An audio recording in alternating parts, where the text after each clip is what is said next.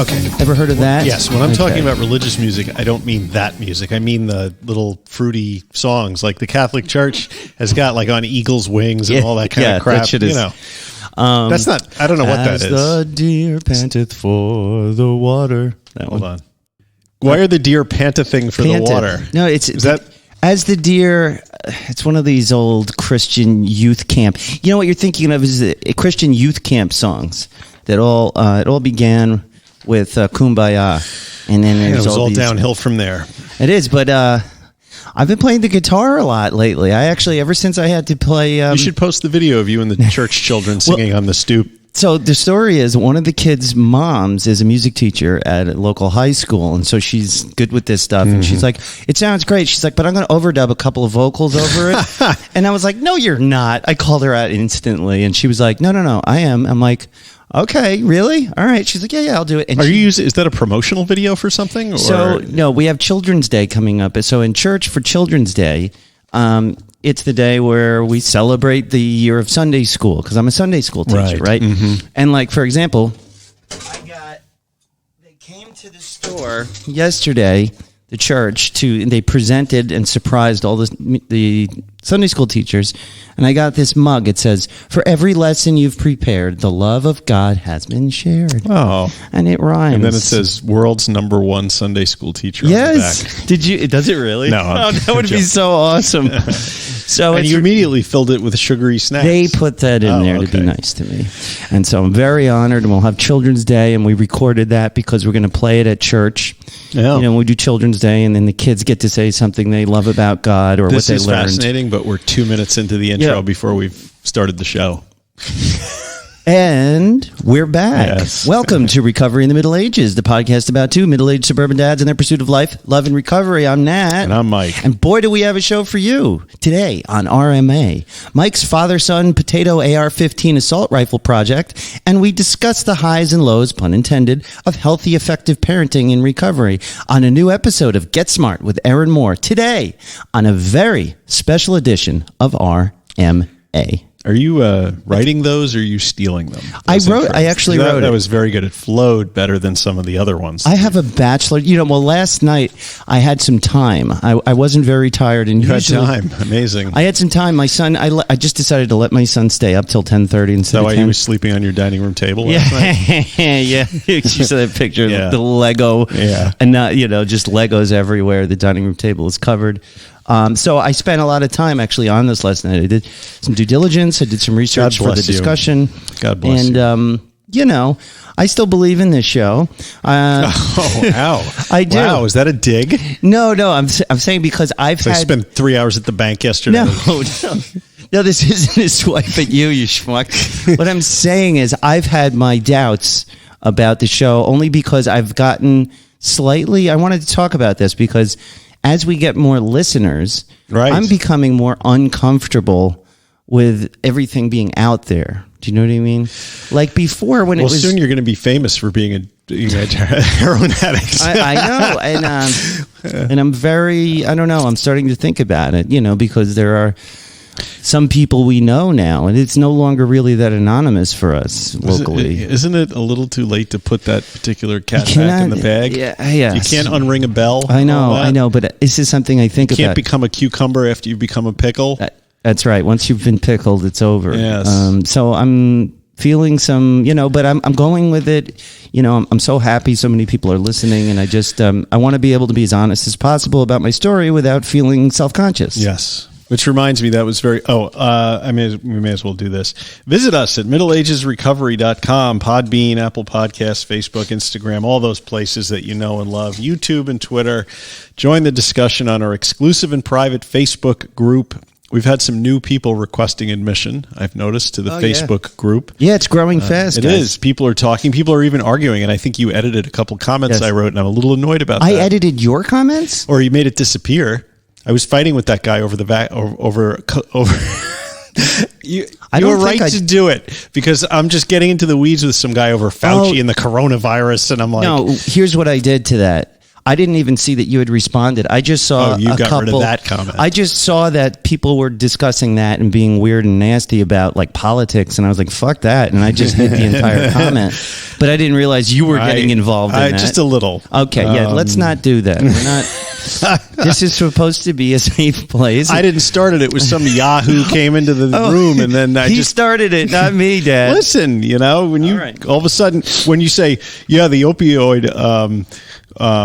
A crisis is bad, but you know what killed more people? Fauci's flu, and I'm like, fuck this guy. So that's not the private group. That's like when we're marketing our posts. When I like try and boost a post, then it pops up and people will comment. Right. So I've been taking. There's one guy who every single comment is call AA. They're free. And I went to town with him a couple times. I'm like, too. Asshole. That doesn't help. It does, Like, number one, we're not making any money here. No, this is free as well. How about RMA is free? Why don't you listen to them? Why don't we do that? Anyway, new merchandise is available. Oh, and we're working on a shirt with Jeff. Oh yeah, he's got something cool coming out. Is that the one we were looking at? Yes. Yeah. It's very cool. There's going to be that was two a week versions. ago. It is. He's very busy. Poor tired Jeff. I know. Basically design us a shirt for free in the middle of the night. We cornered Jeff on a on a text message group, and he started, he was being nice and just making some changes, and then Mike pops in, why don't you try to do this? And then I'm like, yeah, that's great, but can you add this? And he's like, oh. So finally he's like, guys, listen, fellas, I have two jobs. I have to go to sleep. So thank you, Jeff, that we had a lot of fun, and it looks really cool. I'm excited to release it and sell one or two. middleagesrecovery.com. Go there and all your dreams will come true. Tell us your story there too. We've had some short stories that have come in. Shit story? No, short story. Shit story? Nobody who sends us a story. Isn't that a shit story? It's not a shit story. I love shit stories. Yes. I listen to it as I eat my yogurt pretzels. Oh, it's a shtick. You're doing a bit. I was from Oh Hello. It doesn't matter. All right. I don't watch as much TV as you do. Will great reviews be read on the air? They will. And in fact, we got a great one that I have to read because it involves the Grateful Dead. Right. It's from K-Dog 1978. Word. Right on. Love these guys. 5 stars. Sitting here watching a Grateful Dead DVD from 7/4/89, trucking up to Buffalo. But I really relate to these fellows. And they make me want to tune in every week, even though I haven't committed yet to recovery yet. I want to, though, and this podcast helps planting that seed. Yeah. Great. That's what we're doing. We're all about planting our seed all over the country in different people. Can I just... Sorry, can I just say something? I'm going to say something. You may say 7/4/89 was the show that got away. I was supposed to go to that show, and I didn't go. And for whatever reason, it was a comedy of errors. I probably had a new job or something, but I remember not going. But all my friends went, and since then, I've never lived it down because the Dead released Trucking Up to Buffalo on a DVD, so now I can watch it in all its glory. And for some reason on the Grateful Dead channel on Sirius, they endlessly play the show. And you know why? Why? Because it was a fucking great show. And you missed that it. I missed. I went to Buffalo... I think it was the following year, 90. Crosby, Stills, and Nash opened. Ooh. I was already flying on the best acid that I ever gotten, and that was weird. I just remember the Sugar Magnolia from the second set in that show. It was fantastic, and CSN was great. And then we had to go back. I think I've said this before. I had to go back, and we had to sleep at my wife's grandmother's house that night. By say sleep, I mean huddle in the corner staring at the shadows. How many nights have I spent shivering in a fetal position? Anyway, thanks, K-Dog 1978. We will, when you're ready to explore the sobriety recovery thing, just keep listening. Just keep listening. And there's support out here. We're a cool group of people hanging out on the Facebook group, and all the other listeners. We're in this together. We're doing it together, and there's no shame in trying and slipping and whatever. We're just here to support you and make you feel like it's not only is it okay to not drink, but it's great. We're doing it. We're happy. It's like the best thing ever. It is the best thing that I ever did in my life. One of the best things. I'm also going to say this, K-Dog 1978. If you are familiar with the dead scene, you probably know about the Wharf Rats. So if you're going to any shows, you can try and find their table, the Yellow Balloon people. They're really cool to talk to. Those are the sober deadheads? Sober deadheads, yeah. And I would like to do an episode on them at some point. So if anybody out there listening, I know there's a bunch of deadheads that listen to this show. If any of you have any contacts with like the Wharf Rat, the head rat, August West or whoever is in charge, see if you can reach out to them on our behalf and put us in touch. Just email me at Mike R at middleagesrecovery.com. Hey, do you know how many deadheads it takes to screw in a light bulb? No.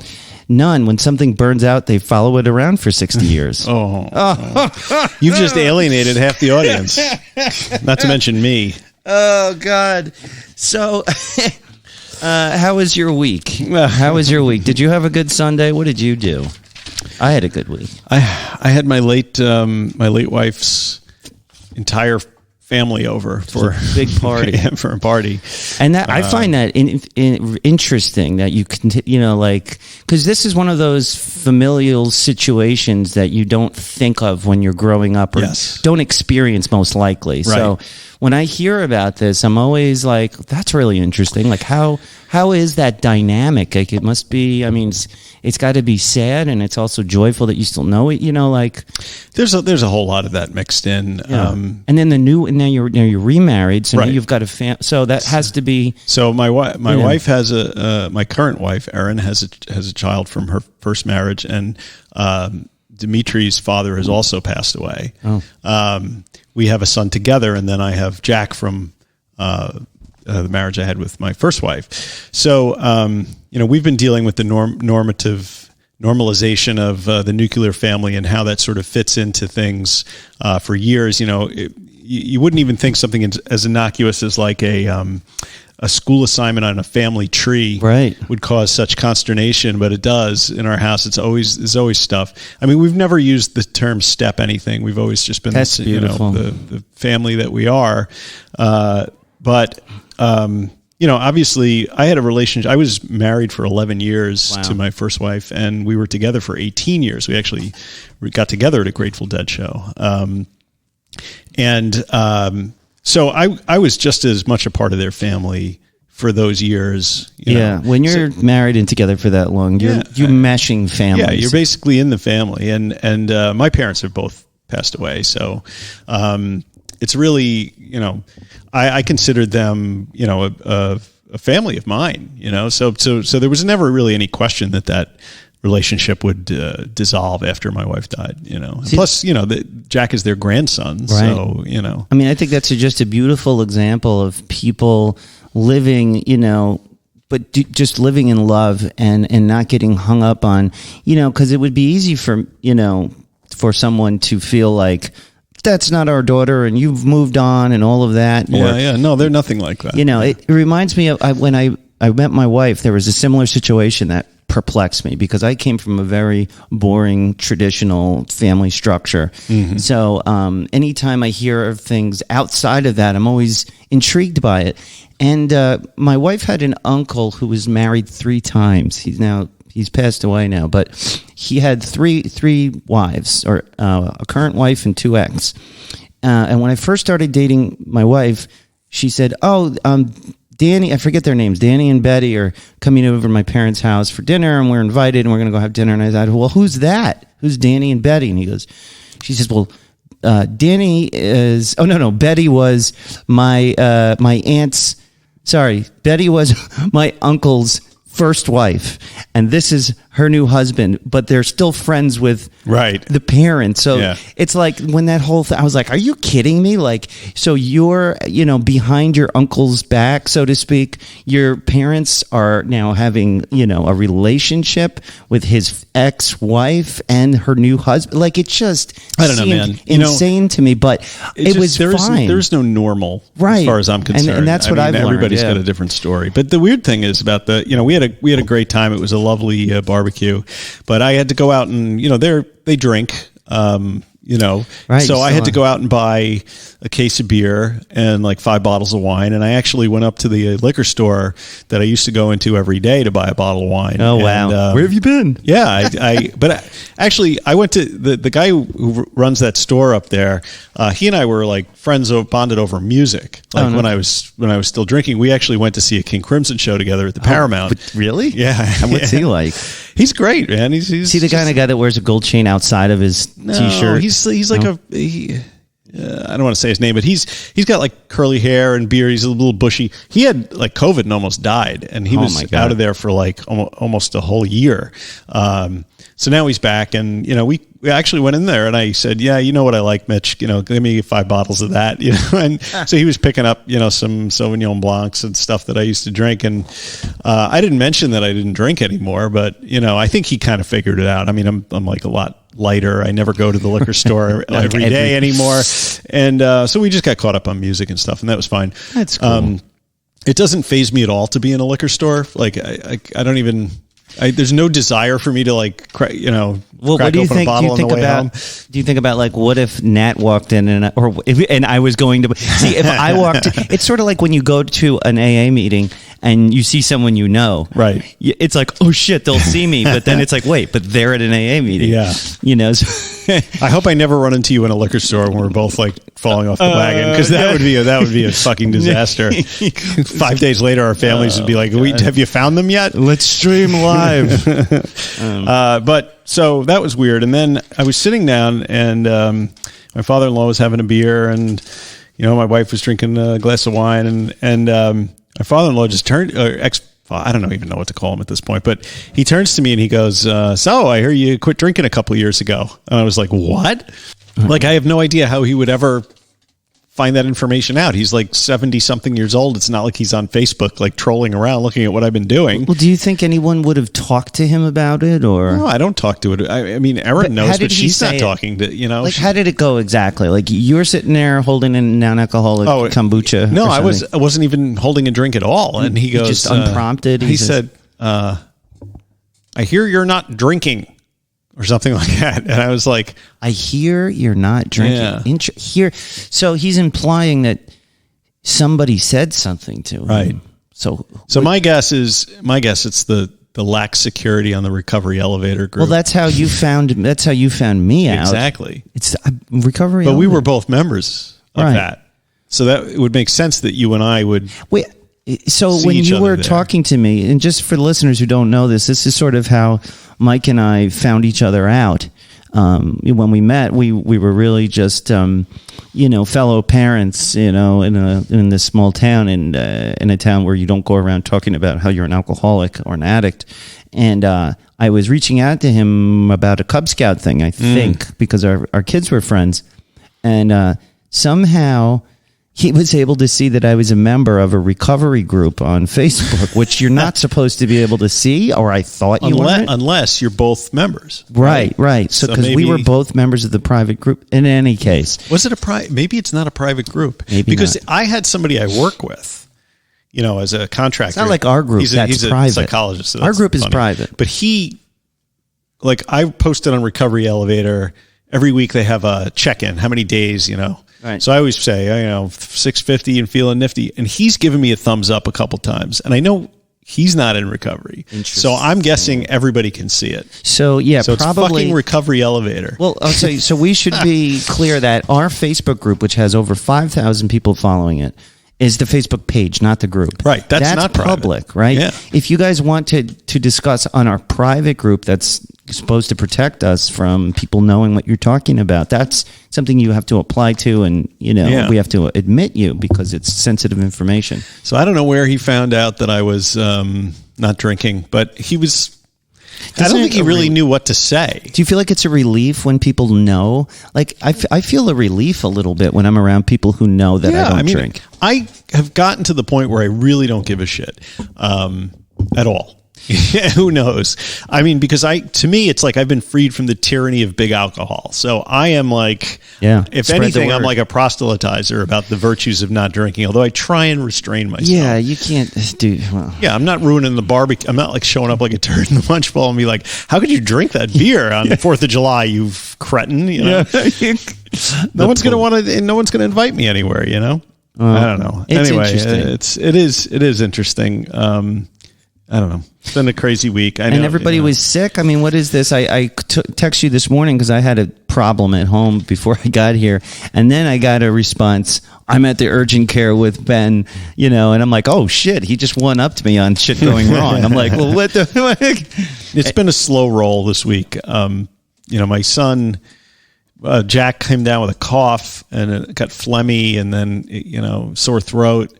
And of course, it being 2021, I need to take him to a COVID test or they won't let him back in school. Right. So 14 days they keep you out, right? Not with a negative test. Oh, okay. So I get him tested.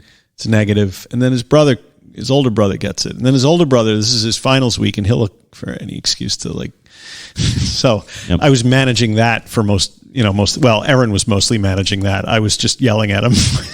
Which exams week so tricky, it's been that kind of a thing. And then Ben this morning woke up sounding like he was a 2-pack-a-day smoker, so I had to take him in as well. So, and then they both had physicals in the middle of the week. So 4 doctor's offices, 5 days. What a treat! But you seem to be okay. Yeah, I'm fine. Well, that's the thing that got Erin and me thinking that they had COVID because we're both vaccinated and we haven't had as much as a sniffle, but all 3 of them are down. So.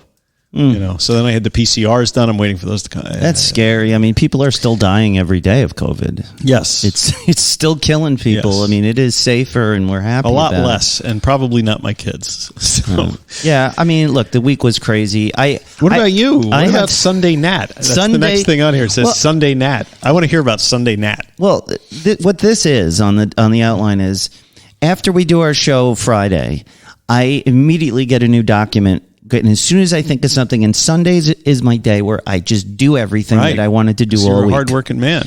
And I joined this gym, which I fucking love. I just want to say that. I love this gym.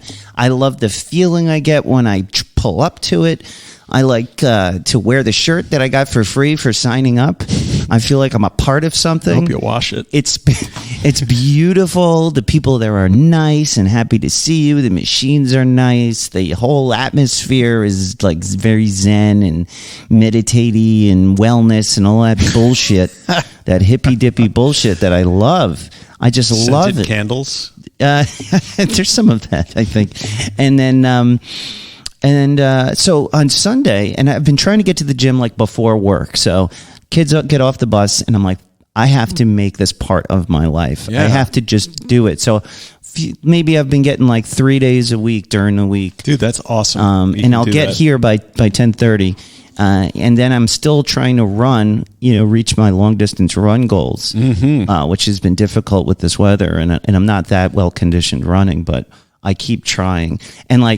And on the other day during the week, I went to the gym before work in the morning. I warmed up with a mile run and then did my weights. Yeah. I got home and I ran 2.2 miles. Yeah, it was like 90 degrees that day. Yeah, man, but I love it. Still here. I love punishing myself. I think that's what this is all about. I feel like I should be punished. But really, and I said this because I post my running data. We have the app that posts it. In any case, Strava, right?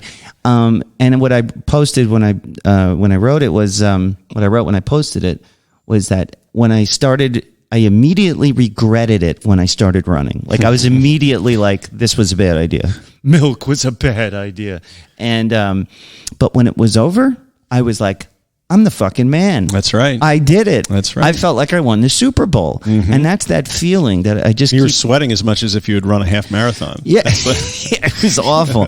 But and then we had our last week of Sunday school, and then we went to Max had a soccer game, and then Max had a play date with his buddy, and we did Legos together, and Noah was at a friend's house, and that leads me to this next story I wanted to just tell because it's bothering me. He's got this friend Peter another Greek. We're fraternizing with a lot of the Greeks. My wife is Greek, and so the Greeks stick together. I not know that? Yeah, she doesn't walk around with a Greek flag, but a lot of Greek people do. I know. So as soon as they find out that Noah's like part Greek and Christine's Greek, and I look, there we say, you look Greek, which I guess I do.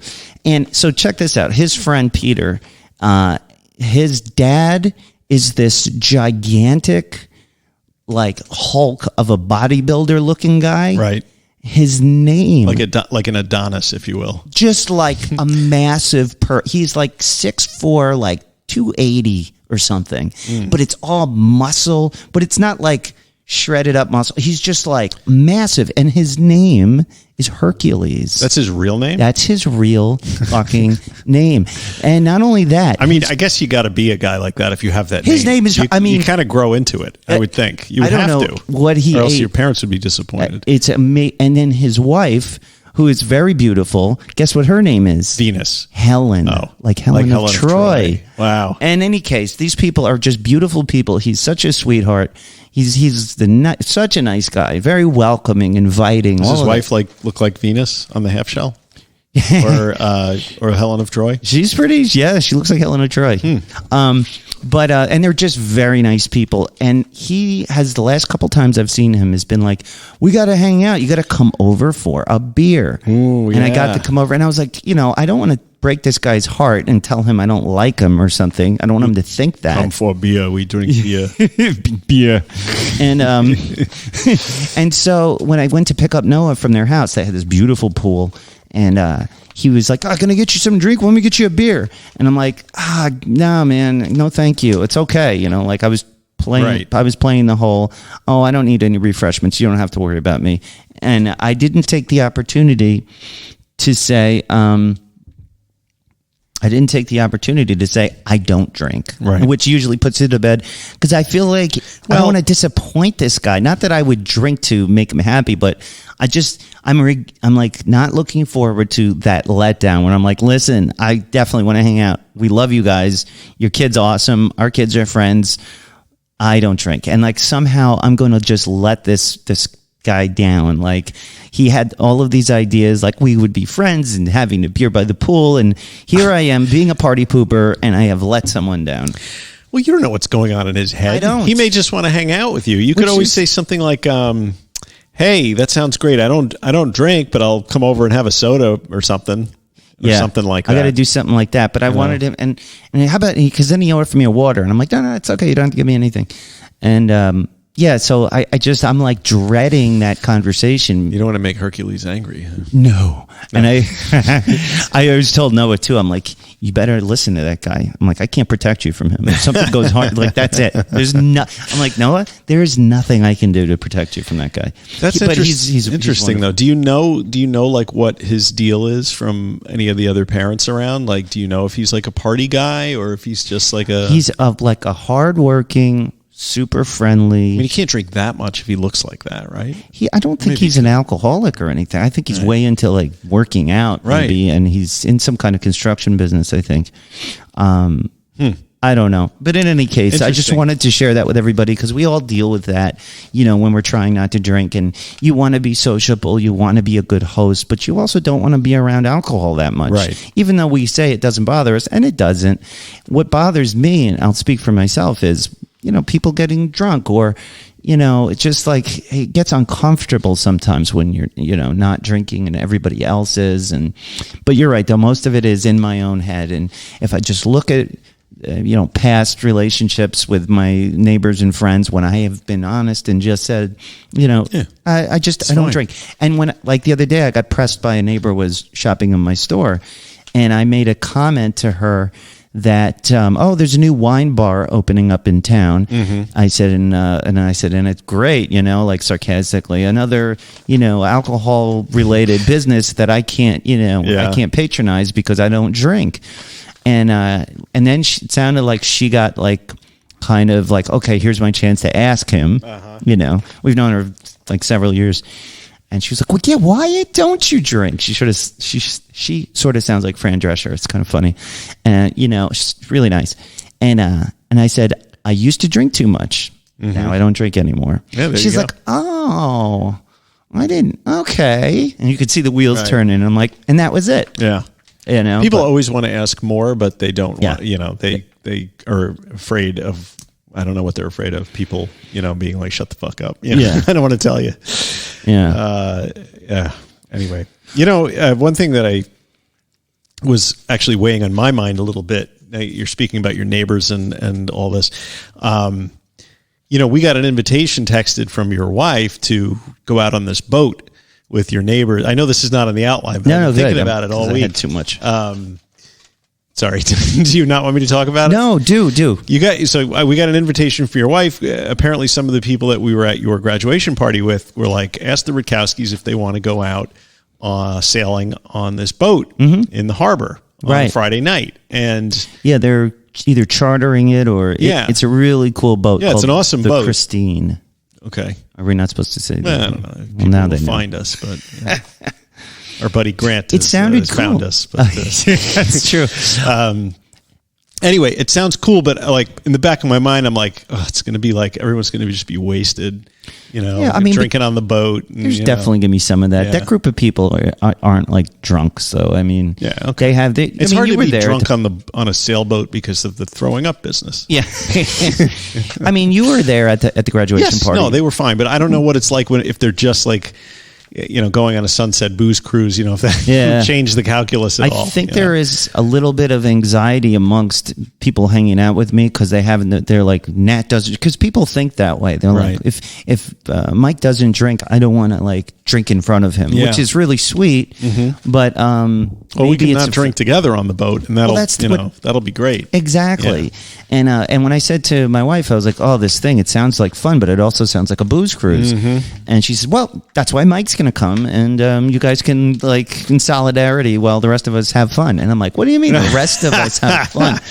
That's great. I don't think she actually said that, but anyway, something. I'm not like anxious about it because I love going out on boats. It'll be great. So I'm fine. And guys, I told you it'll be good for the show. We'll report on it. Yes, and we'll do it as research. Right. We will do it as research.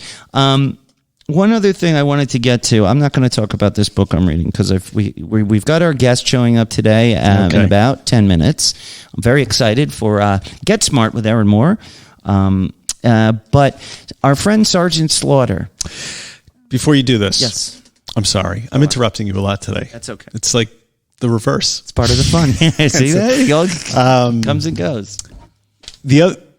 Two things. One, remind me to still talk about the potato gun because we promised people we would talk about the potato gun. Yes. But the other thing is, apparently your buddy, Sergeant Slaughter, is a little irked with me over something that was said on the air a couple weeks ago. Yes, I can't believe you remembered that. Yes, please go on. I don't really remember what it was. That's why I'm throwing it back to you because back to you, because I didn't mean to offend him, and so So he's also gets very sensitive too about these things. But he said, I think he heard you say, "Oh, Sergeant Slaughter, I met him, and he was actually a nice guy." But he actually was a nice guy. So but like, so his response was that, "What do you mean, actually? Like, what did you think I was? Some kind of animal?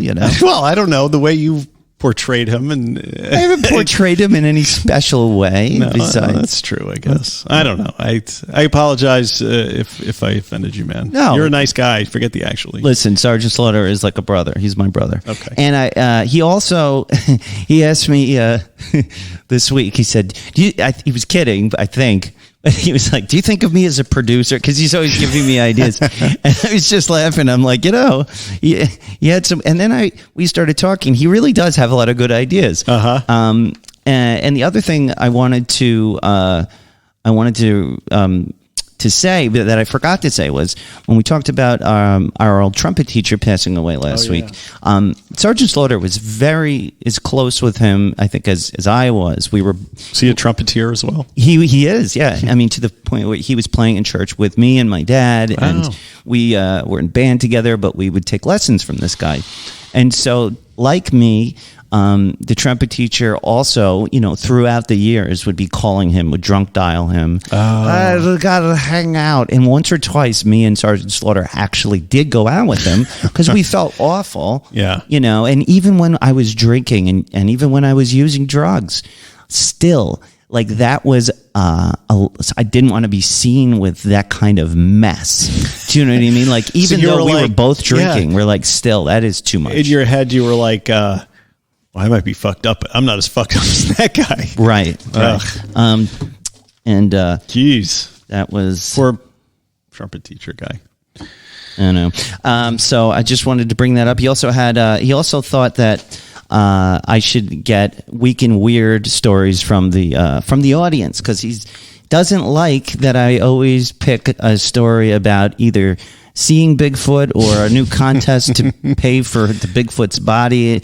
He's sick of the Bigfoot stuff. You do definitely have a fixation on the Sasquatch. So this week I didn't get this from an audience member, but I have a good Week in Weird, and also more listener stories. We don't have enough of our listeners' stories out there, and that was his other criticism. The ones they send us, we read. Yes, exactly. So if any of you all want to hear more listener stories, please send us one. Yeah, and he thinks that we should do it where someone calls in. He thinks we should his suggestion was get a Google Voice number. People can call and leave their message, kind of like they do on Dopey. Yeah, I like that idea. And so we'll do that. So producer Sergeant Slaughter, who's also worked in entertainment, which we could talk about another time. So he has some experience. Actually, interestingly, was he playing like a cop in Law and Order? Because that tends to be how people get into entertainment in the city. He was a jib camera guy. Oh, really? For like real shows, like on TV, actual TV. Yeah, and also I teased this in the intro. Apparently, you've made a potato automatic rifle type of thing. Are you not going to talk about snorting Vivarin, because that caught my eye? Well, Sergeant Slaughter had a story about us snorting Vivarin that I was going to save for later, maybe in the show, because we got to get to Erin. Sorry. But yes, I've not heard the Vivarin snorting story. There is a Vivarin snorting story with Sergeant Slaughter and me from I think it was beginning of college, but maybe we'll get to it later. Do our listeners want to hear about you snorting Vivarin or me building a potato gun? Tell me about. I don't know. I would pick Vivarin myself, but okay. So a potato gun. I don't know if any of you out there know what a potato gun is. I posted a picture in the private Facebook group of what I posted a picture of my potato gun in the private Facebook group, so you guys can go there and check it out. But my son came to me and said, "Hey, can we build a potato gun?" And I was like, "What's a potato gun?" And then I do some YouTubing, and I realized it's basically a firearm that shoots potatoes as a projectile, and it's made out of PVC pipe that you weld together, and you use Aquanet as the fuel because it has ether in it. You spray it into this little chamber, and you add a mechanism to light the ether on fire. In this case, I used a barbecue grill spark igniter screwed into the top. You jam the potato in the end, you spray the Aquanet in there, you close the chamber, you press the button, and it makes a loud boom, and then the potato flies like 400 yards. It's pretty crazy.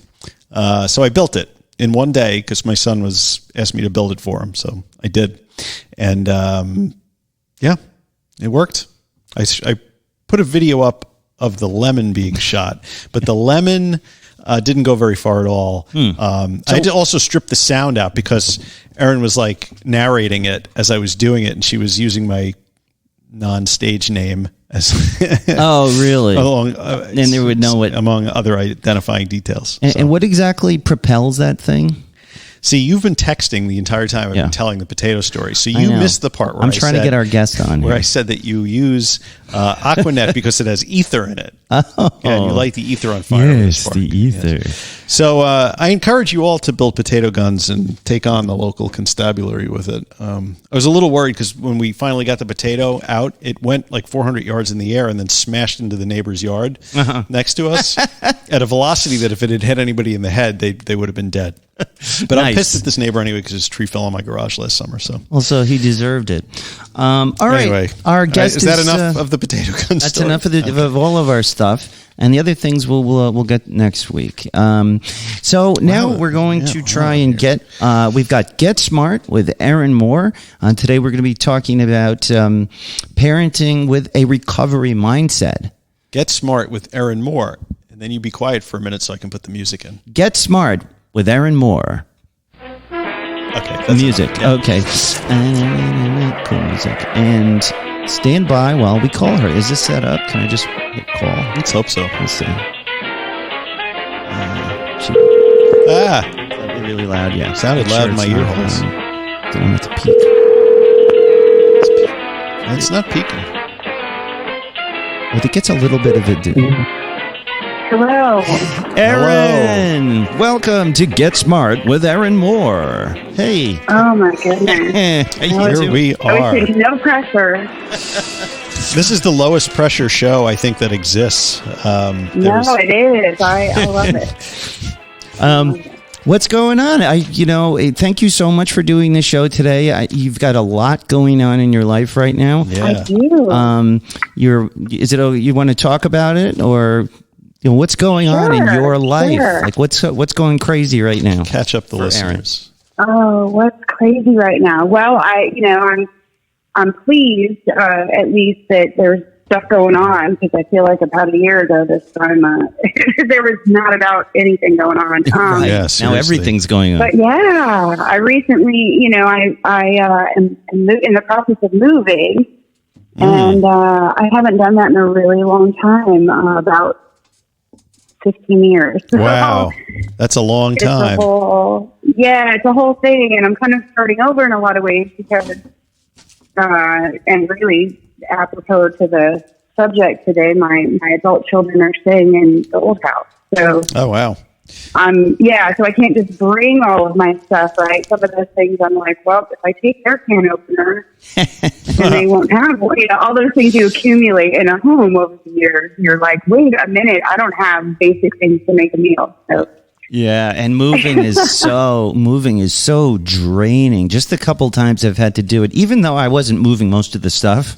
Still, at the end of the day, the stress of it, and so you must be exhausted. Or just arranging it, arranging it. Like, I've got a couple friends who have their contractors that work with us on business stuff, but when it comes to like being able to get people to move things, of course I don't have a truck, so you know how that is. You're like, hey, you want to come over for coffee? Yeah, for the first time in 20 years, you're calling a guy because it was your truck. Exactly. Used to be exactly. I'm like, used to be able to. You just got pictures of trucks. Used to be able to entice people with the offer of like a keg, but that's kind of off the table nowadays. Or an 8-ball. The best, right? Really.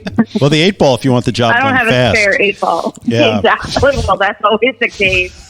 Yeah, no, and luckily the people that I have doing that wouldn't be interested. Thank God. Mm-hmm. But yeah. So anyway, it's a process. It's a big change, and a big change for everybody, because this is the other house my kids grew up there too. So yeah.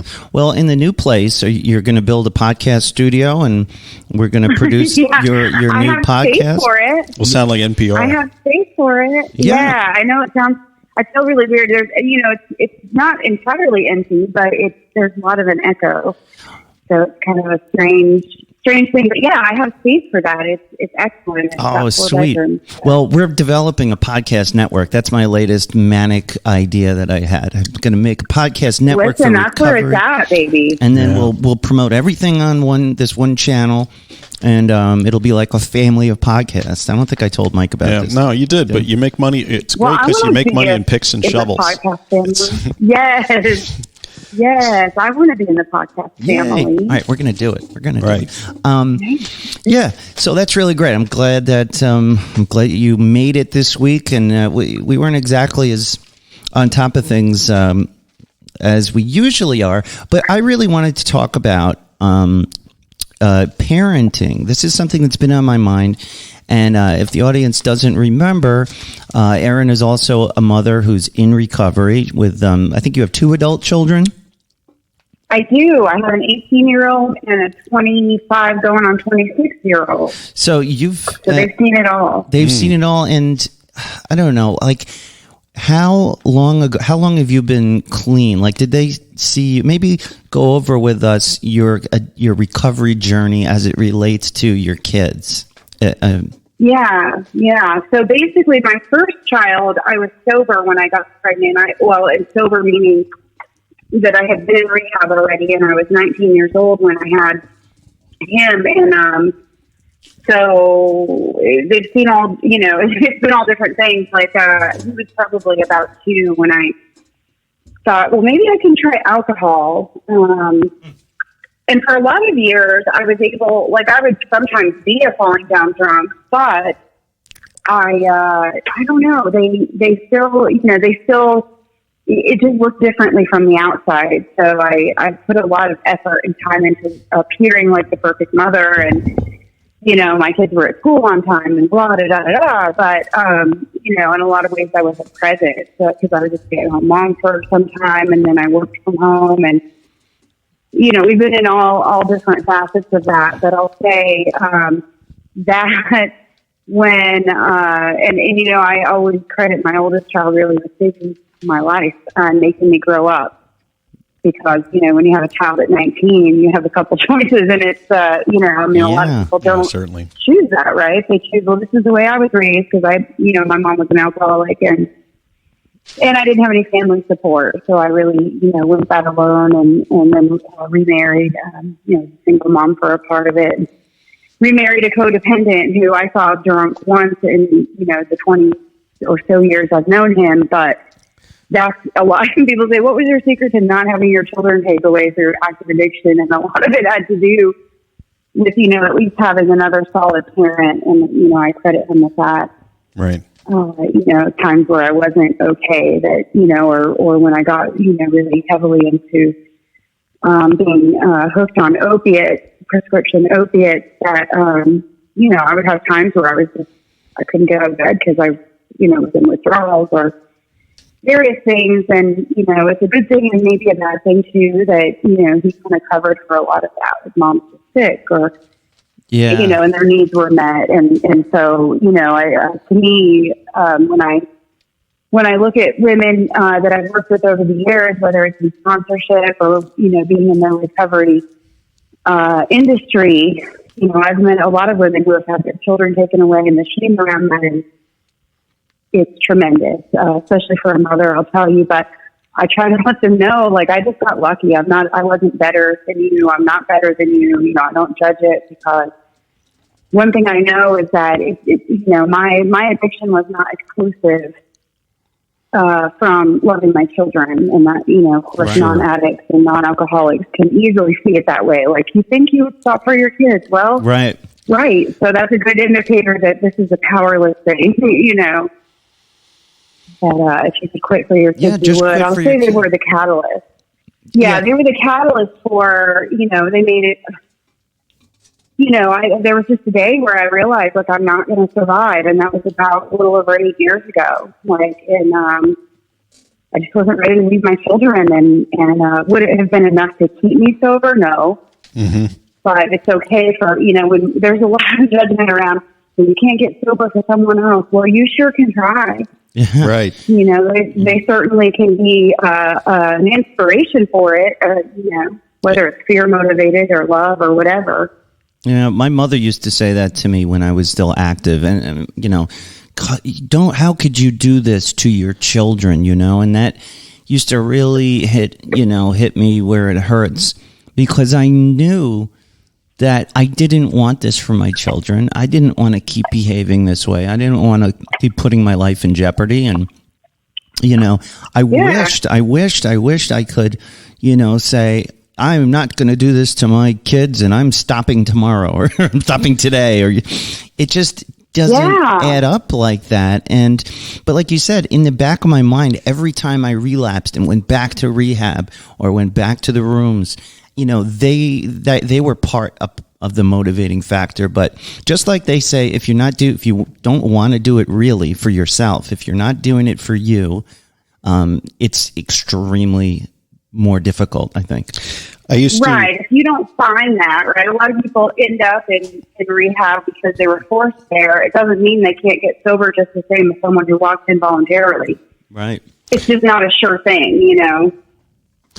I remember back in the cocaine years for me, when I did not have kids and I was not married, I remember thinking a few times, like, maybe I should stop doing this. And then I was kind of like, well, why?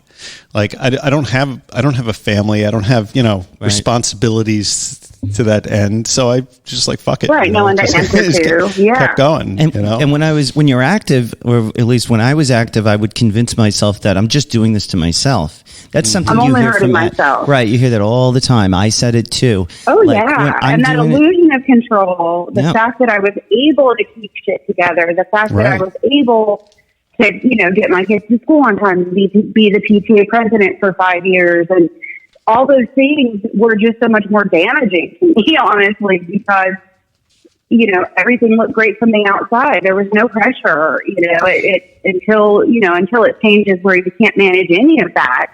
Well, that's you talk yourself into thinking that you're high functional, whatever that means. Well, yeah. Or hey, if I was an addict, would I be able to hold a job? Blah blah blah. If I was an addict, would my kids have matching socks on today? Or all those silly things that we do to, really most of the time the question is answered by, if I have to think about all the ways that I'm not, I probably am. Yeah, right.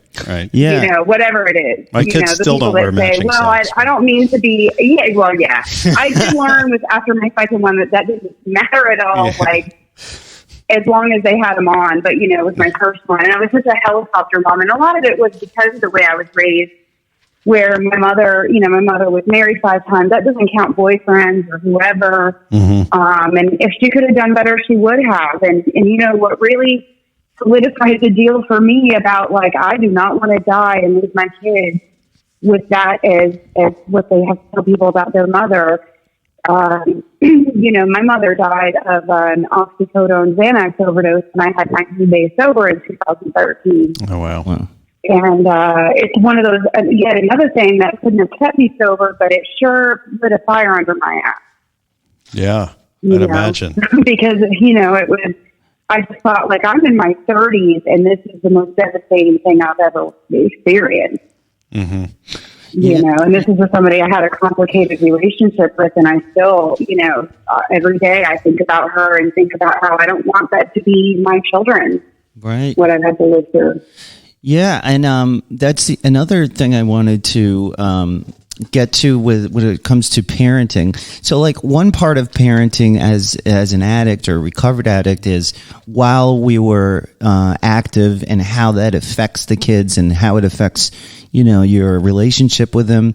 But the next part that I'm coping with now is my kids are 7 and 10, and I've been sober daddy for almost, be 4 years in January. And so you want to know how to talk to them. Right. It's daddy doesn't drink. That's number one. I don't go around saying, I don't use heroin. Isn't that great, son? So we sort of temper that, I'm trying to he knows that when we go to see other people's houses or we go out to dinner, every other adult has got a glass of wine or a glass of this. And I'm pretty much and I'll say to him, no, daddy doesn't drink anymore. And slowly but surely I've been, telling him that it's just, I used to do it too much. It wasn't good for me. And the more I learn about it, the less I want to do it. But then it creates a little bit of confusion because, well, why is mommy still drinking? And then you have to get into this. Daddy, for daddy, it was poison. For mommy, it's not. Right. And, sometimes about the way we characterize it. And I, that's a common question. And, I'll say that, for me, of course, my children were older and, when I got sober again, but I think a lot of it is how you grow up thinking that, and then you have kids and you think, oh, there's going to be this one day where we're going to have this sex talk, right?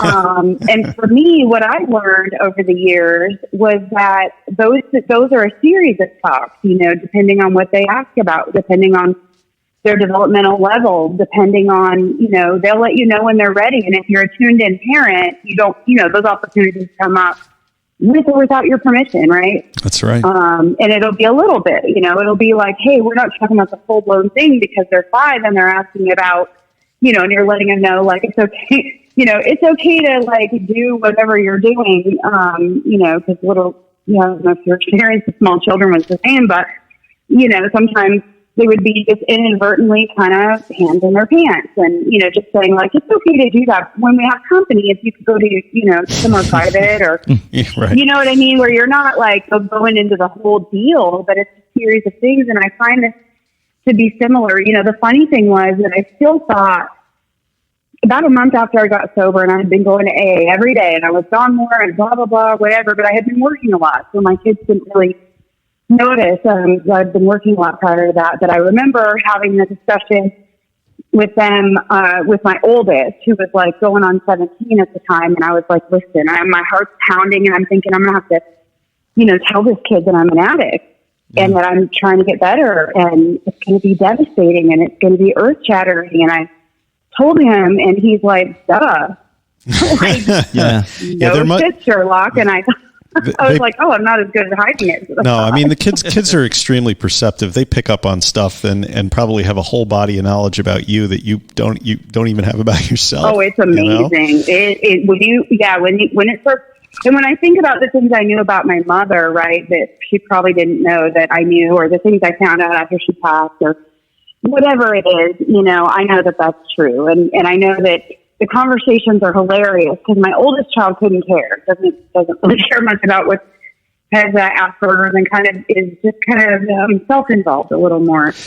And then my youngest is always so curious. He thinks it's kind of funny and he'll ask me like, have you ever used XYZ? And like, most of the time the answer is yes. And I can just, he just kind of shakes his head and laughs like, yeah, I've been trash pile. I've been doing non-answers. Like I decided that I didn't want to straight up lie to my son because we have a very open dialogue about stuff. But even with like marijuana has come up, and anytime he's like, "Oh, did you do that, Dad?" And I said, I'll just say I'm not going to answer that right now, which is a yes, and he knows it, and he gets a kick out of it. Right. And I reserve the right to to my privacy, but. I'll say also that I use those moments. It's easy to say, well, if I say I did this and I tell my kids not to, am I a hypocrite?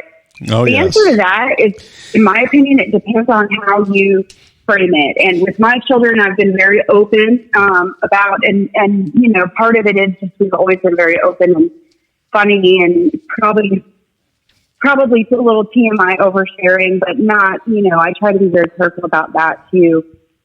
Just because I knew a lot of things that kids shouldn't know when they were growing up, just about their parents' lives and about their problems and about all that. But I when I do characterize it to them, I let them know that, I did it. And you know what? It is a bad idea. I'll tell you why. Right. It nearly and we're at that age. That's, they're adults. Yes. So I don't have as much, it's hard when they're younger and you have to keep some semblance of like being authority and being, that's important. And so it's okay to withhold things that you think they're not ready for. And, right. And I think you're both tuned into your kids. You know what that is. Yeah. And that's the key, I think, for me. Or what you're not ready for. Yeah. That's the key for me is that open dialogue. I was cruising the internet for some articles and I came across something on the recoveryvillage.com. And it's all about talking about your addiction with your kids. And I just wanted to read a couple of their bullet points here that I thought would be good for the discussion. And the header is explaining addiction and recovery to your children. There is no right or wrong time to begin speaking to your kids about addiction, but the conversation should be age-specific. Your choice of language and the detail you provide will depend on the age and maturity of your child. That's what I just said. Absolutely. Exactly. And then it says, be honest. I'm an expert. You are. Be honest about the problem is the first thing they say. Know as much about addiction as possible so that you can explain it in age-appropriate terms. Acknowledge the impact that addiction had on your life and your relationship with your children. Ask children open-ended questions. And then emphasize that nothing that has transpired is their fault. That's an interesting point. They did not cause the addiction to happen or make it worse. And there's a bunch. I recommend everyone go to the show notes and take a look at this article. But it pretty much is just reinforcing. what you've already been saying about this open dialogue and being age appropriate. And I never like to go along with what my parents used to do was just straight up lie to me. As far as like Santa Claus is real. I mean, like, you know, they well, and when you figure it out, they'll just gaslight the hell out of you. That's one thing I was really careful about with my kids too. If they were old enough to figure it out, I wasn't going to try to convince them if it's clear that, like, yeah, it doesn't exist, right? Right. What I did, of course, they were like, my oldest was like 5 when he figured it out, and I'm like, here's the deal. Do not say this at school. Like, I do not need a bunch of angry moms telling me I ruined their kid's childhood. Like, I don't do it, you know? Yeah, the Santa Claus like, you thing. may understand this. Yeah. Yeah, it's so hard. People are so, you know, whatever. I mean, I understand the magic of that and the fun of that, but I also, you know, had enough experiences as a child where I was told something was happening that wasn't, or vice versa. Hello? Did we lose you? Yeah. Oh, no, did you? There you are. Oh, I won't go into that part of my house again. Yeah, the evil part. No, I'm kidding. The headphone. Well, you know, Ben found out that Santa Claus wasn't real last year, and he's become very annoyed with me and Erin for keeping it from him for so many years. And, you know, he's extrapolated that knowledge into the Tooth Fairy and the Easter Bunny. Easter Bunny. Well, good, because whoever has a dollar bill anymore? I mean, yeah. Can the Tooth Fairy Venmo you? I can't. I told it's a totally scary thing when your kids are young, though, and I know.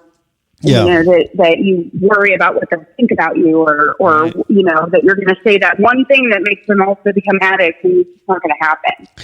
Yeah. I mean, I had some problems last year because my son, who was like 14, 15, started getting involved. He was smoking a lot of pot, and he was hanging out with his friends, and he was drinking, and like, you know, well, and he's really, like, I learned it from watching you. Well, right, like that drug commercial, right? Like, from watching you, Dad. But that you go back, it was actually more like 2 years ago, and it was really sort of one of the, you know, I had been kicking the idea of quitting drinking around for a little while, but part of the fact is, you know, watching him start to get into it and get into the pot, and I was like, you know what, I really, just for the sake of, just so I can, you know, have some ability to talk to this kid, you know, I can't be like, you know, high or drunk when I'm doing it, you know, right. But because, you know, I made the mistake early on, like he started smoking pot, and I was kind of like, you know, he actually found some weed that I had around the house, and he definitely learned it from watching you, Dad. So yikes, it was like a commercial entirely. When I say found, like he broke into a safe I had in my room and found it in there. So then you're like, wait a minute, like we're both wrong. Yeah, except he wasn't having that. So you know, I tried to have a frank conversation with him. I said, you know, I have some weed around. You know, if I go to a concert once or twice a year, you know.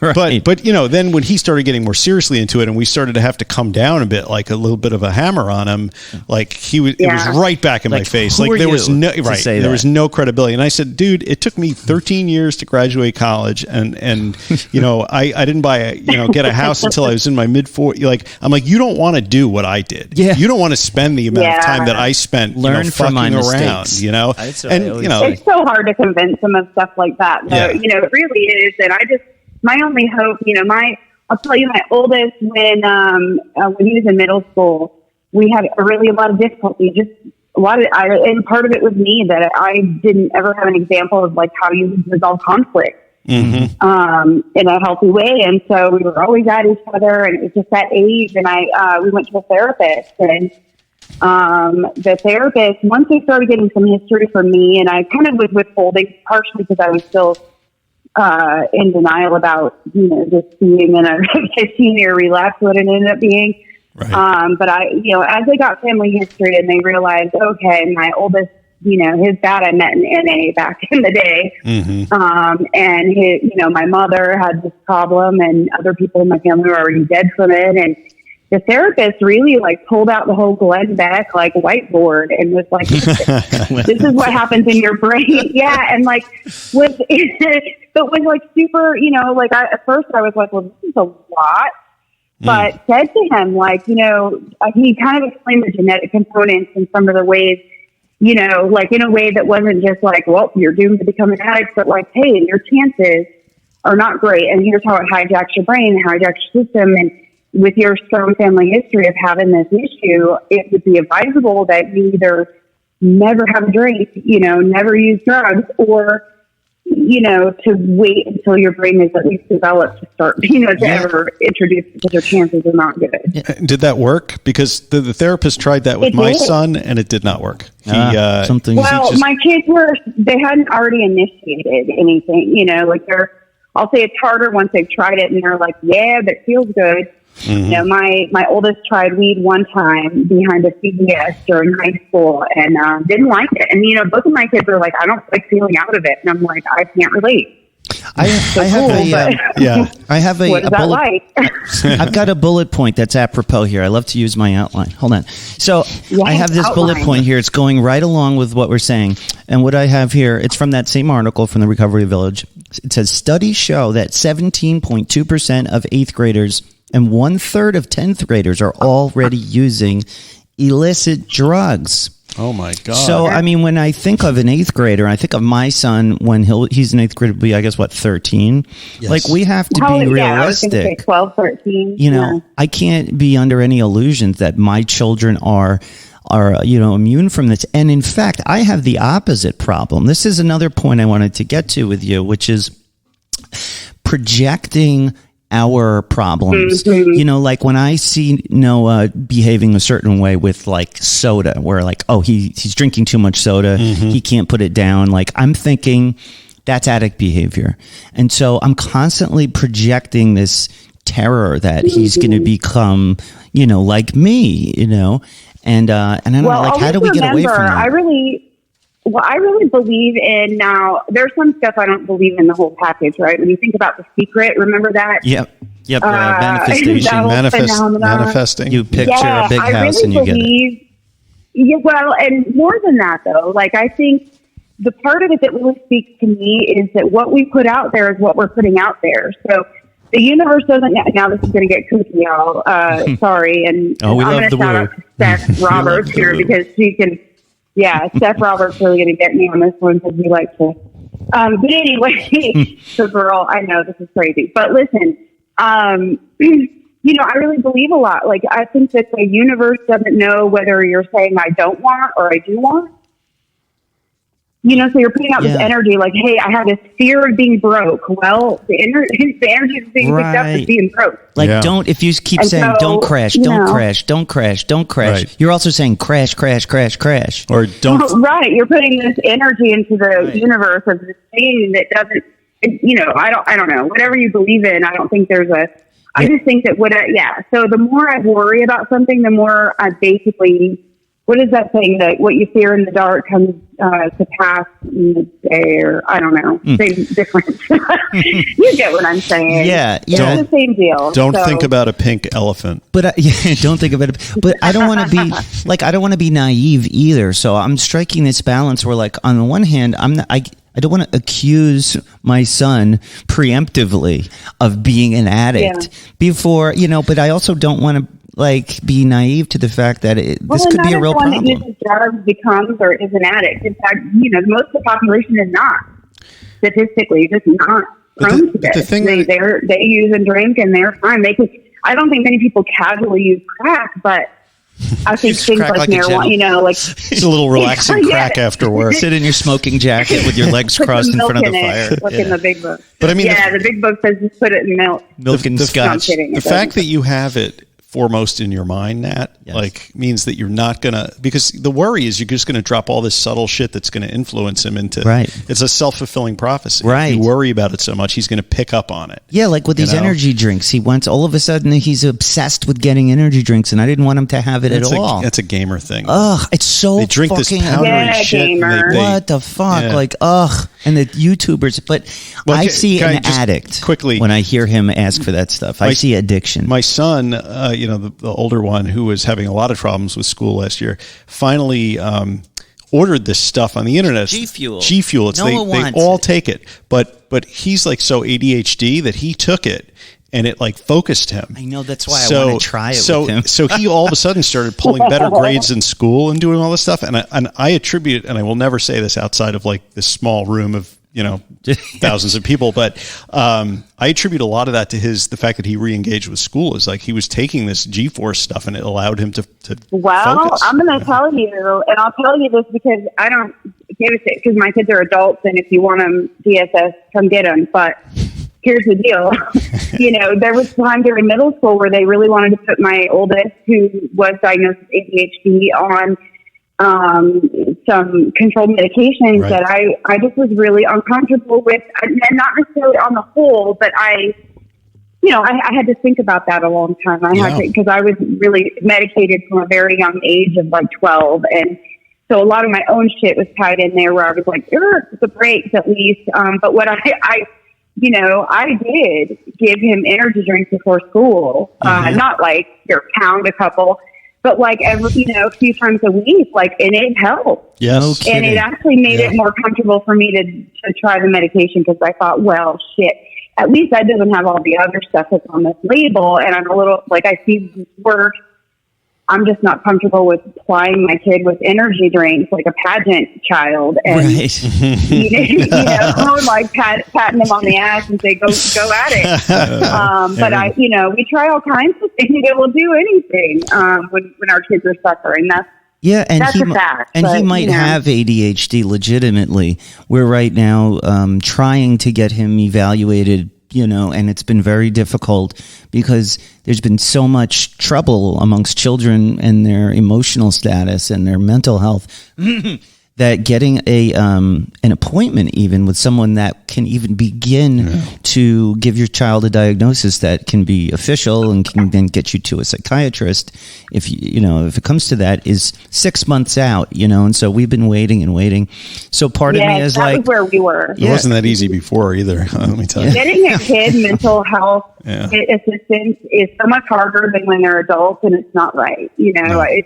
It took me with that child, we had to actually have him basically self-committed. Like he was, but we had to go to an ER one day after trying for years to get, where he would have these suicidal jags. And at that point, I was taking him to work with me and making him stay in my office. I mean, I was really terrified that he was, that I'd come home and he would not be okay. But just trying to get him help as a minor was just impossible.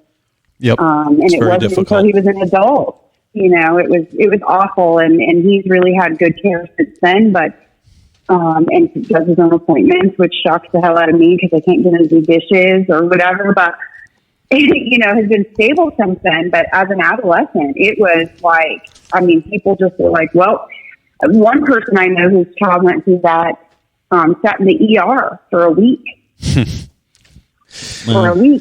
In the emergency room, trying to find placement for this kid, and they wish they had gone. And nobody should, then it's just a deterrent, because you don't want your kid sitting in an emergency, and they don't get to leave either because at that point they're committed. Too bad. Yeah, now you have no rights to parent. It's hard. And then there's this the troubled teen industry that just preys on parents that have inability to get Don't get me started. Don't even get me started. Yeah, I could tell you some stories about some of the people we interacted with, when my son was kind of losing. Well, y'all know mine. Yeah, Jesus. It's crazy. It's crazy. And I was also thinking about, so all of these components that we're dealing with while we were active. Then there's when you finally found recovery or began to try. And then for me, another aspect of this was, I also had legals. I was on probation for DWI, and I was court mandated to be I had my probation meeting. I had an outpatient rehab that I was required to complete, which took me 5 years to complete a 1-year program. And so I was constantly going, I had 5 meetings a week at the outpatient. I had to get to my probation at least once a week. And then as part of probation, as part of outpatient, I had to also attend AA meetings, speak to a sponsor. So you were away from home a lot. Yeah, and I would always get it from my sponsor or the other people in the rooms were like, if you don't do this, then you won't have the kids at all. And I agree with that, and I did that for the longest time. And like a couple of times, but when I had to go away to rehab, 2 times I went away, it's daddy's on another business trip, you know what I mean? And when I finally got through all of it, it was years had gone by where daddy was always out somewhere doing something, but it wasn't at home. Now, I was getting well, but at the same time, so much of it was court mandated, and I don't think it was necessarily had my best interests at heart. And I feel feel like it negatively affected my kids. And I guess it was my fault, but I really felt like that the system, and I don't want to be a victim here, but I feel like it was, it wasn't good. Like, it wasn't all for the best. Like, my mom will say, this was all for the best because look at you now. And I was like, you know what? Maybe there could have been 2 less years of that. Maybe I wouldn't have overdosed on fentanyl, because of all the pressure I was under because of these things. I was trying to get my life back together. And so I worry about how my kids were affected by that whole thing. And it's one of the reasons I don't go to meetings besides COVID. One of the reasons I hate to leave my house during the week is because I feel like I'm making up for being away so much. I want to be home all the time. If I can make you a promise right now, Matt, it's that's not why your kids are going to need therapy. Right. It's true. I think that about things. I'm like, well, no, it's probably just other actual real shit about what happens when I am home. That my kids are going to need therapy, but... Right. But, That's a great point. You know what I mean? Like, you got to get off the crossing. Your kids, I promise you that there are a lot of things maybe they don't understand now, but you'll have the opportunity. If you stay sober and survive, then you will have the opportunity to explain because, they'll understand it. They really will.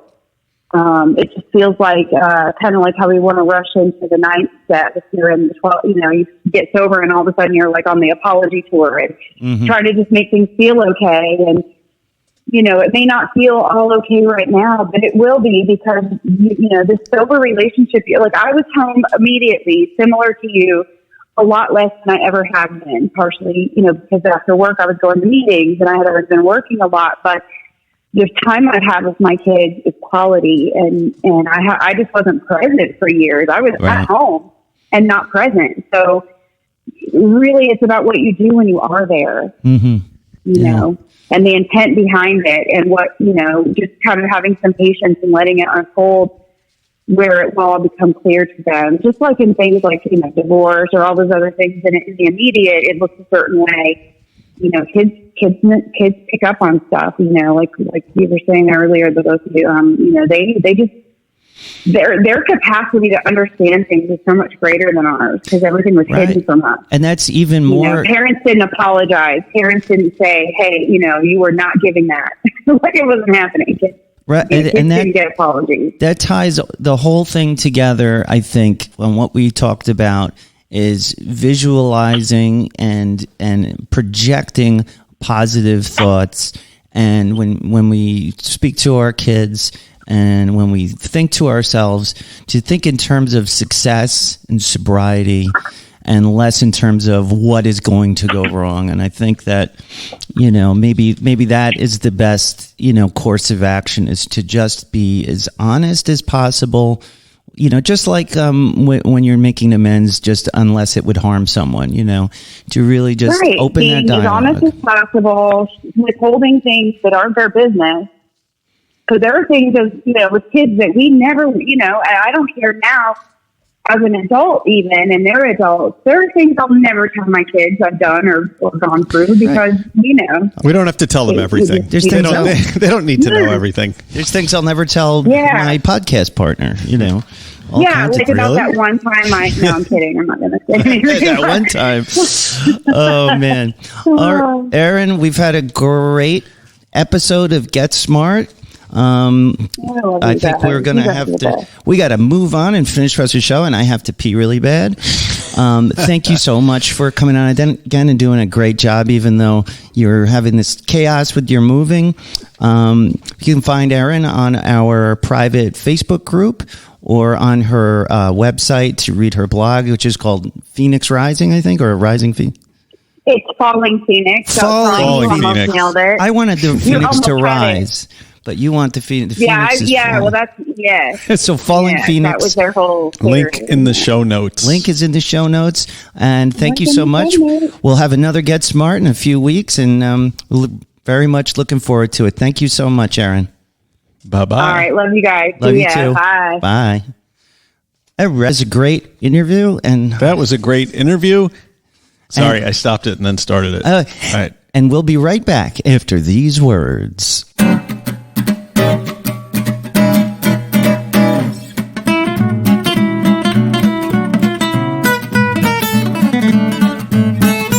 Edition of Get Smart with Erin Moore. It's you know what? It's nice to have somebody else do a bit of talking so we can sit here and eat all that candy that was inside your in my Pastor of the Sunday Year school. cup.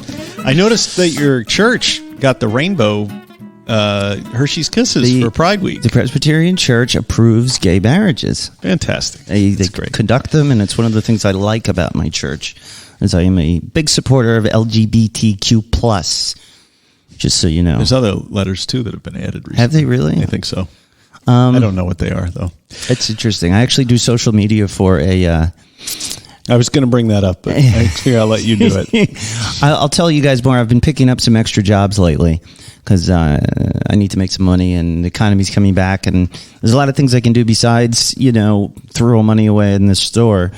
And one of the things I've been doing is getting back into social media marketing and just marketing on the internet. And so one of the companies I picked up as a client is, I'm not going to reveal it, but they support LGBTQ, everything, like all of their revenue and their branding and marketing. It's all related to the LGBTQ plus community. So in the last 2 or 3 months, last 2 or 3 weeks, I've been firmly ensconced in the gay community. And when I log, it's so funny because when I log, explains the Daisy Dukes and the when I log into their Instagram, it's funny because I have, I log in and then just the stuff that pops up on my phone when I'm logged into their Instagram is just like, oh my God, it's really funny. It starts playing YMCA and it's a lot of assless chaps and, stuff like that, but right in your element. But I really love it, and we've been getting a lot of hate comments, which has been really fucked up. That's fucked up. Like, because I'll do a post about there was a Pride parade over last weekend, and so I'll do a post with the poster, and then I'll target certain things in the radius, and so it's geared towards the Long Island area? Yes. Oh, well that explains it. Some of it was in Connecticut. They had like Connecticut, Long Island, Miami is big for them, so they're all over. But in any case, we got some hateful, someone was like, Pride is a hate group or something like that. And all these conservatives, it's all projection. Yeah. It's all, Yeah, they're all gay. Yeah. But in any case, so that's happening. Not conservatives, I shouldn't say that. There's a certain strain of conservatism that... I'll just stop talking now. And now it's time for Recovery in the News. Yeah! All right. Recovery in the news. Recovery in the news. Recovery. I always wondered. Oh, sorry. Do your thing. News, motherfucker. I always wonder if people are still listening up to this point. Do you think? I don't know. There's no way to know what the fall off is. Those stats are not available. No, thank for God all I for know, that. they're in and out in the first 10 5 minutes. seconds, And we hit 20,000 total downloads. By the way, thank you. Yeah, right. 20,000 downloads, guys. It's all thanks to you, folks. Good folks out there. It's great. We really are growing, and thank you so much. Keep listening. Keep sharing. Yes, Recovery in the moves. Recovery in the news. Recovery in the Muse. This article comes to us in the aggregate present that G Money Smooth has been providing me every Thursday or Thank so. you, G Money Smoot. It saves me our an head of enormous news. amount of time that I don't have to sort through this stuff. So Yeah, if you guys want to volunteer for anything, please let us know. There are unpaid positions opening all the time. yeah, put it on your resume. You can have them call me as a reference. G Money can be the media director or something. The Or is that, head director of Keeping It Real. Yeah. He actually, it's funny, he sent a list of stories, and one story, I don't know if you caught it, but it was about a area that was extremely close to home, shall we say. Really? Yes, and apparently he has figured out our top secret location. Oh, he did, Yes. did he? And He's sharp. Yeah, but he says, he said we're not really hiding it all that well, and I tend to agree. It's okay. It's okay. I feel good about me. Right. I feel good about me. All right. Yeah, man. That's right. You want a hug? Not really. Okay. It's fine. So, does America have a drinking problem? America has a drinking problem. That's the title. Yes. And this comes from the Atlantic magazine. And I'd actually come across this article before he sent it to me. But when he sent it to me, I actually read it. And it's long and it's involved. And I was like, this is way too long to talk about. But a couple of the salient points in the article are, one, that Americans don't drink like everybody else. We drink a lot alone. We drink a lot in a binge way. And while I would agree with that, the other focus of the article is like that there is a healthy way to drink, and that drinking actually has some positive effects for sociability and socialization. Well, it's a social lubricant. A social lubricant. But I think, and I was kind of trying to find the thread running through the article, because the way the article was put forth, the title is America Has a Drinking Problem. But then the bulk of the article is really about how America has a drinking problem, not because there's too much drinking, but because the way the drinking is done. I see. So it's not, so I guess the author's point is that if we just change the way we drink, alcohol can be embraced and woven into the fabric of our society. And if we can only be more European about it and drink wine with our food or some shit like that, everything would be fine. And I think any article that posits that alcohol can be sort of retooled to become, like a mental health positive in society has to be counterbalanced with all of the incredible destruction and wreckage of families and lives that come with it. That does not get talked about. What's crazy is it doesn't get talked about so much, but everybody's experienced it. Yeah. Everybody. There's nobody out there who hasn't been touched by somebody, some drunk uncle, some something that happened to you specifically. Or drunk parent, or drunk child, abuse, or you've known someone who... Or murdered or killed in a drunk driving accident. I think if everybody had just read the Bible, where the very first alcoholic, Noah, there's that famous story where Noah finally gets on the new land. Right. He discovers how to ferment grapes. You had to spend 40 days on an ark with your family. Yeah. And then what does Noah do? Not my Noah, the Noah from the Bible. He gets wasted and he's passed out naked on the beach, and Ham and whatever the other guy's name is, they come and discover him. One of the brothers laughs at his naked drunk father, and the other one covers him up. The one who didn't cover him up, his children were cursed for generations. And, we should have all learned that the very first, according to the Bible, drunk, look what happened. He ended up drunk on a beach with his child laughing at him. That should have been a warning. It should have been. But I learned a couple of things about drinking in this article that I did not know. One is that the Mayflower landed at Plymouth Rock because the crew was worried that the Pilgrims were going through the beer too quickly on the boat, and things were getting a little hairy out there on the Mayflower. The ship was heading for the mouth of the Hudson until the sailors, who, like most Europeans of the time, preferred beer to water, panicked at the possibility of running out before they got home and threatened mutiny. And so the Pilgrims were kicked ashore short of their intended destination and beerless. Beerless. Yes. So all those Puritans were not so Puritan. Not so pure.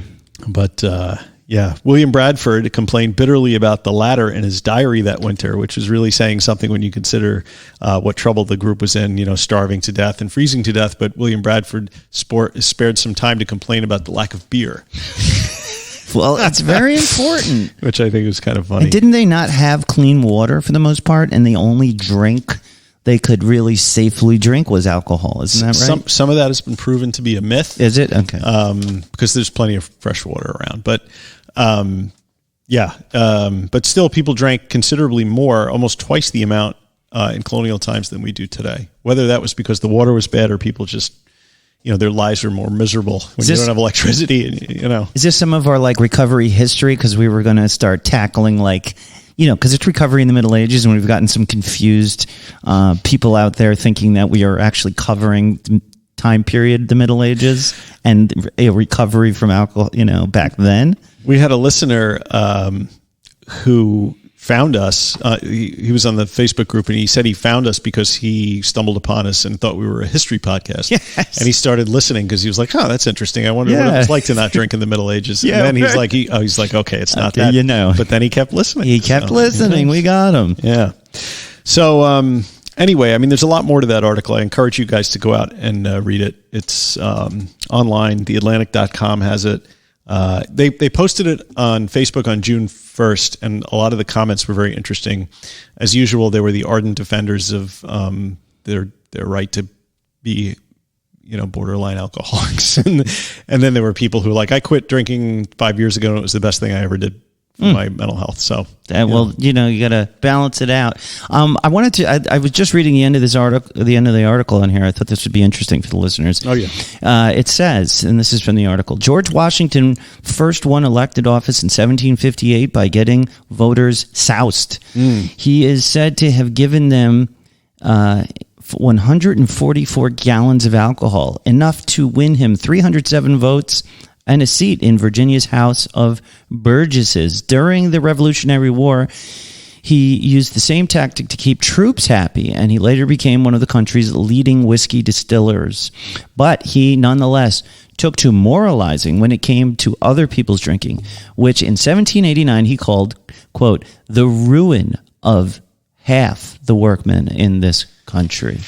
Well, so I thought that's extremely interesting, but this has been a problem. And like any good alcohol purveyor, he profits off of other people's misery. That's right. That's right. Not like us. We're not profiting at all. No. We are covering the news. Yeah.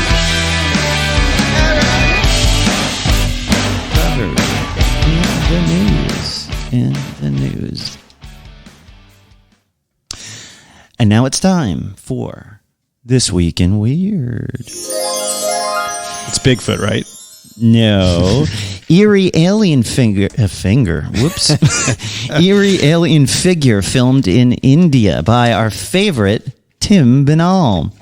An amusing difference of opinion has emerged among the bush. Wait, that was the wrong title. I'm sorry, that was the wrong title. This is all about the Bush family arguing about aliens. All right, so the title I think was Bush family. Yeah. Something. Films Alien in India. Yeah, it have nothing to do with India. An amusing difference of opinion has emerged among the Bush family as to whether or not the White House is haunted, as the former First Lady dismissed such an idea, while her daughter insists it's true. The proverbial paranormal divide reportedly came to light earlier this month when Laura Bush appeared on the Kelly Clarkson show. During her conversation, the former First Lady was asked if she had ever experienced ghostly activity in the White House, as her daughter Jenna Bush Hager has claimed happened to her and her sister while they were living there. Unfortunately for the former first daughters, her mother responded in the negative and suggested that they were imagining the spooky activity. Quote, Barbara and Jenna were the ones that felt like it was haunted and pretended they heard voices, she said. It's probably just the Secret Service talking down the hall in another room that they heard, but we didn't think it was haunted. As one might imagine, having her paranormal experience debunked by her mother on national television didn't sit too well with her daughter Jenna, who pushed back on the assertion that she was exaggerating during a subsequent appearance on the Today Show, explaining that the two sisters would often hear 1920s piano music being played outside their room at night. She recounted talking to a longtime worker at the White House named Buddy about the weirdness. Quote, I said, Buddy, you wouldn't believe what Barbara and I heard last night, she recalled. And he said, oh, Jenna, you wouldn't believe what I've seen in these walls. The former first daughter went on to offer to call her sister that she could confirm the experience and argued that it's rather unlikely that Secret Service agents were playing 1920s piano music outside their room at night. Quote, "I love my mom," she said with a laugh, "but the ghost might not have been into her."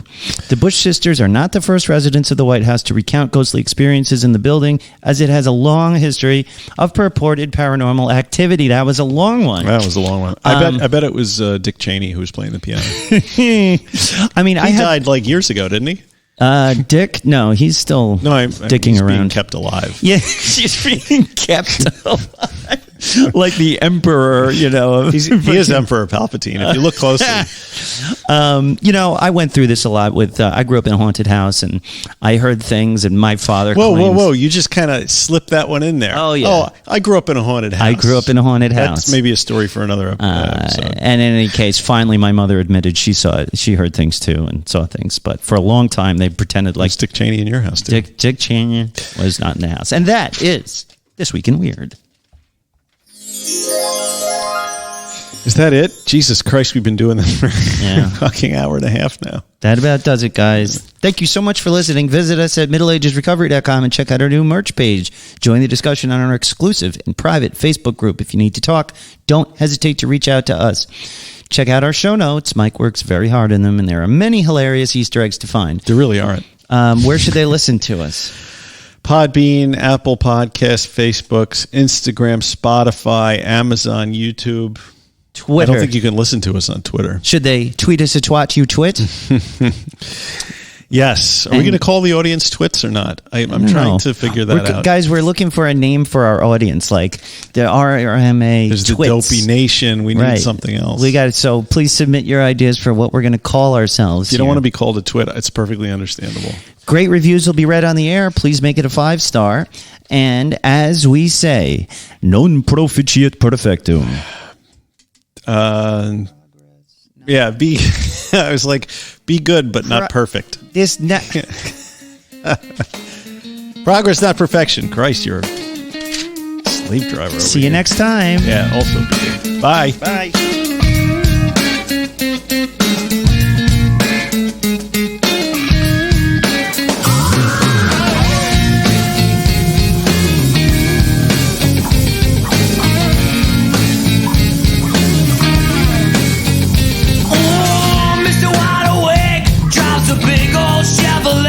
I hear the music pumping through it every night.